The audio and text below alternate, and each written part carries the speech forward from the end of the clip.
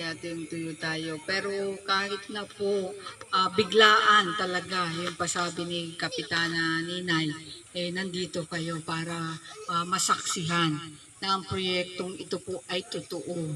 Hindi po ito kwento. Ito po ay magkakaroon ng katuparan. Kaso malamang abutin tayo ng election ban. September 15, wala na tayong mga stop ang ating mga projects. Pati payout natin hanggang October 30. Yan po ang bagong guidelines ng COMELEC na pinarating sa amin. Kaya malamang November, masisimula ng lahat ng mga projects. Tapos yung iba na ongoing, may stop muna for almost 45 days. Ganon. So sabi nga namin, bakit pati kami kadamay? Hindi naman kami sa barangay. Sa national naman kami. So